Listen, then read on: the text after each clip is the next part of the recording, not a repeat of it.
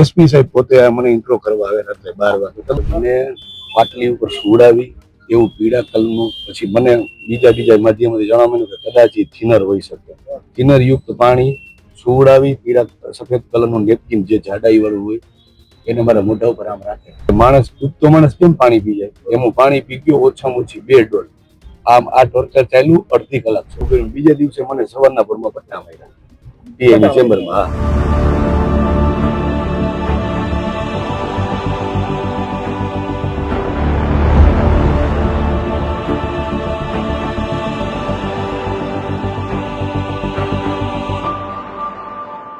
ગુજરાતના એકમાત્ર જિલ્લા પોલીસ વડા કે છેલ્લા 4 મહિનાથી સતત એ ચર્ચાની અંદર છે, સતત તેમની સામે વિવાદ થઈ રહ્યો છે, સતત તેમની સામે વિરોધ થઈ રહ્યો છે, તેમ છતાંય એ ઘટનાની અંદર મૌન નથી ખોલતા. એ રાજકુમાર જાટનો કેસ હોય, એ ગોંડલની અંદર બનતી ઘટનાઓનો કેસ હોય કે પછી એ પિયુષ રાદડિયા અને બની ગજેરાનો મામલો હોય. પિયુષ રાદડિયા અને દિનેશ પાતરે રાજકોટ જિલ્લા પોલીસની સામે ગંભીર આક્ષેપ લગાવ્યા છે કે તેમણે અમને 3rd ડિગ્રી ટોર્ચર કર્યું છે અને થિનર પીવડાવ્યું છે. જો કે રાજકોટ જિલ્લા પોલીસ વડા હેમકરસિંહની સામે તો એવા આક્ષેપો લાગ્યા છે કે તેઓ તો રાત્રે 12 વાગે પોલીસ કસ્ટડીની અંદર કોઈ આરોપીની પૂછપરછ માટે જાય છે. અને આ આરોપ લગાવનાર બીજું કોઈ જ નહીં પરંતુ પિયુષ રાદડિયા છે. પિયુષ રાદડિયાની સામે એવા આક્ષેપો છે, પિયુષ રાદડિયાની સામે એવા આરોપો છે કે તેઓએ બની ગજેરાને ગોંડલના કેટલાક લોકોની માહિતી આપી અને માહિતીના આધારે બની ગજેરાએ વિડીયો બનાવ્યા. જો કે પિયુષ રાદડિયાએ ગોંડલ પોલીસ અને રાજકોટ જિલ્લા પોલીસ વડા ઉપર ગંભીર આક્ષેપો લગાવ્યા છે. તેમને એવું કહ્યું છે કે મારી છાતી ઉપર 3 લોકો બેસી જતા હતા, હું શ્વાસ ના લઈ શકું એટલે હું મોઢું ખોલું, મોઢું ખોલતાની સાથે જ મારા મોઢાની અંદર રૂમાલ નાખી અને થિનરવાળું પાણી મને પીવડાવતા હતા. આ પોલીસ હરાહર અન્યાય કરી રહી છે ને કોઈના ઇશારે કામ કરી રહી છે. આવા આક્ષેપ એ પિયુષ રાદડિયાએ કર્યા. શું કહ્યું પિયુષ રાદડિયાએ જેતપુર પોલીસ મથકની બહાર આવી અને મીડિયા સમક્ષ વાતચીત દરમિયાન એ સાંભળો. 30 તારીખે જ્યારે મારી તબિયત લથડી એ પછી મને જ્યારે રાજકોટ રિફર કર્યા મધુરમ હોસ્પિટલ ખાતે, 21 તારીખે સાંજના 6 વાગે ગોંડલ સિટી બી ડિવિઝનના પીએસઆઈ જેલ ઝાલા સાહેબ ત્યાં રૂબરૂ આવ્યા. એમને મને જામીન ઉપર ત્યાં છોડી દીધો. 6 વાગ્યાનો બનાવ છે. ઝાલા સાહેબે પછી કીધું કે તમે રિયો લગભગ જેતપુર તાલુકા પોલીસ આવે છે. એટલે મેં એમને કીધું કે તાલુકા પોલીસ આવે છે શું કારણોસર? મારે તો આ ખંડણી બંનેએ ફેસ ટુ ફેસ ખંડણી માંગેલી છે, એમાં મારો તો કોઈ રોલ નથી હોતો. તેમ છતાં જોઈએ. પછી તેમ છતાં પણ મારી નીચે જે જાપતો હતો એમને રિમૂવ ન કર્યો અને અમને લગભગ ઓછામાં ઓછા 10 વાગ્યા સુધી બિન અધિકૃત રીતે ગોંધી રાખેલા. પછી 11 વાગે 11:30 ના આસપાસ જેતપુર તાલુકા પીઆઈ ધર્મા સાહેબ આવ્યા. એમને મને એવું કીધું કે પિયુષભાઈ, તમારું 2-3 કલાકનું કામ હોય, તમે આજે આવી જાઓ તો હું તમને સવારે જવા દઈશ, કાલે આવો તો પણ સવારે જવા દઈશ, બને એટલું વહેલું આવજો. હું સવારે મેં ડૉક્ટરને કીધું કે હવે મારે જવું પડે એમ છે, કારણ કે મારું ફેમિલી આજે લગભગ 17 તારીખથી મને લઈ ગયા ત્યારથી મારા ફેમિલીને મળ્યો નથી. મારા 2 બાળકો છે નાના.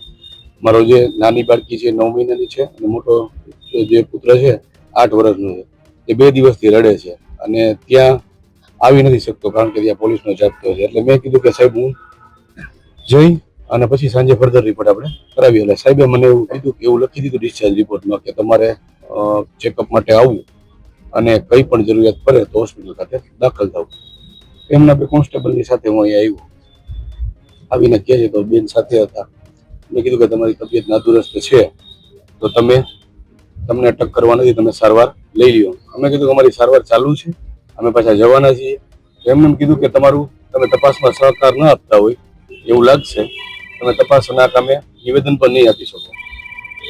એટલે મેં નિવેદનનું તેને કીધું કે સાહેબ મારું નિવેદન, મારી ઉપર ટોટલ આવી ખોટી એફઆઈઆર આ 5મી છે કે જ્યાં બની ગજેરા મેં તમને પહેલા પણ મીડિયાના માધ્યમથી કીધું હતું કે એક પૂર્વ આયોજિત કાવતરાના રૂપે એસપી સાહેબની નિગરાનીમાં, અમારા ડીવાયએસપી સાહેબના માર્ગદર્શનમાં અને એલસીબી પોલીસ સ્ટેશનના એલસીબી પીઆઈની ટીમ જે છે એ પકડવા આવતી હતી. બંનેને સૌથી પહેલા 14 તારીખે બપોરે 2 વાગે એની તલથી પકડો. જેવી ખબર પડી એમના રાજકીય આંકાઓને પોલીસે જાણ કરી દીધી કે બંને પકડાઈ ગયું છે. બંનેને 15 તારીખે સાંજે 6 વાગ્યા આસપાસ ધોરાજી રજૂ કરે છે. એ પેલા તો બંને ઉપર ધડાધડ 15 તારીખે 4 FIR થઈ.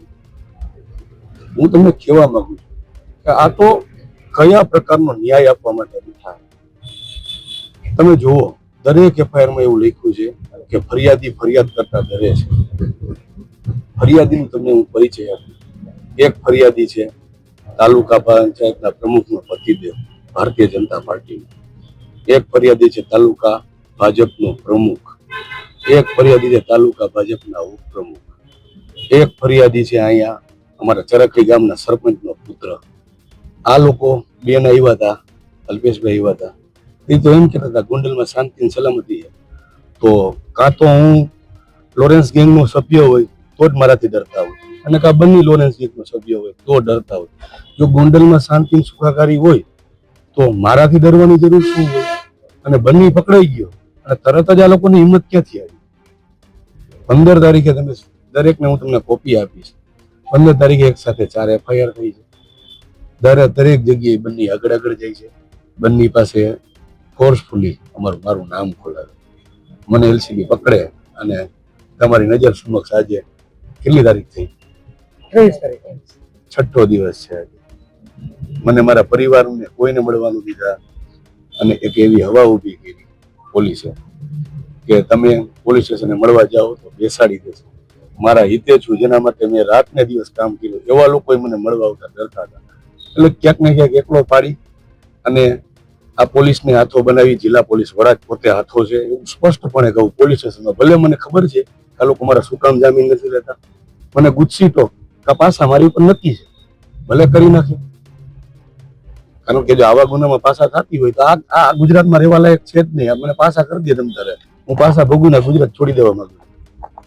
SP સાહેબ પોતે મને ઇન્ટ્રો કરવા આવે રાત્રે 12 વાગે. તમે પૂછો તો ખરા એમને, કોઈને તમે SP સાહેબ નું મને પૂછો છો? હું આટલા દિવસથી આક્ષેપ કરું છું. SP સાહેબ ને પૂછો, એક નિવેદન આપો કે પિયુષ આદરિયા આવા ગંભીર આક્ષેપો કરે છે. તમે ASP ઇન્ચાર્જ SP તમારું નિવેદન લેવા, મારું નિવેદન લેવા આવ્યા હતા રાત્રે 12 વાગે. તાલુકા પોલીસ સ્ટેશન ગોંડલના CCTV ફૂટેજ ચેક કરી લ્યો. તમે પૂછો કે રોજે રોજ PI ને કોણ માર્ગદર્શન આપે છે? DYSP સાહેબ ને પૂછે PI કે પિયુષ અહીંથી જવા દેવાનો, ક્યાં મોકલવા? એટલે DYSP સાહેબ કહી દે કે B ડિવિઝન મોકલો અને એના આકાને કહી દે કે તું કાલેમાં A ડિવિઝનમાં ફરિયાદ કરી આવ. કોઈ ફિઝિકલ ટોર્ચર બાબતે? હા, મેં તમને પહેલા જ કીધું, ગોંડલ તાલુકા પોલીસ સ્ટેશનની અંદરમાં તમારા અહીંયા જેથી પરમાર તમને પણ ખબર હશે. તો ખબર હોય તો મારી સાથે સત્યમાં સાથ આપજો કે એ વ્યક્તિ પાણી પીવા માટે, પાણી પીવડાવવા માટે પંખાયેલા છે. એમની ઉપર અહીંયા પાણી પીવડાવે કે કઈ રીતે તમે પાણી પીવડાવો? કેમિકલ યુક્ત પાણી, તમને મીડિયાને પણ ખબર છે. મીડિયાને ખબર હોય પણ ભોગ બનનાર છે ને બોલે ને તો હું બોલ્યો કે મને પાટલી ઉપર સુવડાવી એવું પીળા કલરનું, પછી મને બીજા માધ્યમથી જાણવા મળ્યું કે કદાચ એ થિનર હોઈ શકે. થિનર યુક્ત પાણી સુવડાવી પીળા સફેદ કલરનું નેપકિન જે જાડાઈ વાળું હોય એને મારા મોઢા ઉપર આમ રાખે. 3 જણા મારા છાતી ઉપર ચડી જાય, પગ ઉપર ચડી જાય, એટલે તમે શ્વાસ ન લઈ શકો. તમારી ઉપર ધીમું નેપકિન નાખે ને એટલે તમારા નાકથી શ્વાસ ન લઈ શકો. પાણી છે, તમે જેવું મોટેથી શ્વાસ લેવાનું ચાલુ કરો એટલે તમારી ઉપર સતત તેદી પ્રમાણ પોતે પાણીનો મારો ચલાવે. એટલે માણસ, ડૂબતો માણસ કેમ પાણી પી જાય, એમ પાણી પી ગયો ઓછામાં ઓછી 2 ડોલ. આ ટોર્ચર ચાલ્યું અડધી કલાક સુધી. એ દરમિયાન ભગવાને મારી આલાપ સાંભળી અને હર્ષદસિંહ ઝાલા જે ગોંડલ તાલુકા કોંગ્રેસના પ્રમુખ છે અને બીજા કોંગ્રેસના આગેવાન જે મારી પાર્ટી સાથે તો જોડાયેલા જ નથી, અમારા વિશ્વ હિન્દુ પરિષદ સાથે એને કાંઈ લેના દેના, એ આવી ગયા. એ લોકો સીધા મારી પાસે આવ્યા, એને મળવાનું જે નથી, પૂછપરછ ચાલુ છે. તમે જોયું પૂછપરછ કે બહાર ચાલુ હોય કે અંદર ચાલુ હોય? બહાર એટલે કે પોલીસ સ્ટેશનમાં? પોલીસ સ્ટેશનની બહાર કેમ્પસમાં. ત્યાંથી એમને પૂરું કર્યું. બીજા દિવસે મને સવારના પરમાં પટ્ટા માર્યા PI ચેમ્બરમાં. હા, ફિઝિકલ ટોર્ચર બાબતે ફરિયાદ કરી છે? હા, કરી, મારા મધરે કરી છે. મને તો કોર્ટમાં ન લઈ ગયા, કઈ પણ જગ્યાએ મેં દરેક જગ્યાએ કોર્ટની માગણી કરી તો મને જાત જામીન મુચરકાના જામીન ઉપર છોડવામાં આવ્યો. જો આવો ગંભીર ગુનો હોય તો જાત મુચરકાના જામીન ઉપર છોડવાની જોગવાઈ હોય. અત્યારે જેતપુર તાલુકા પોલીસ સ્ટેશનમાં શું નિર્ણય થયો?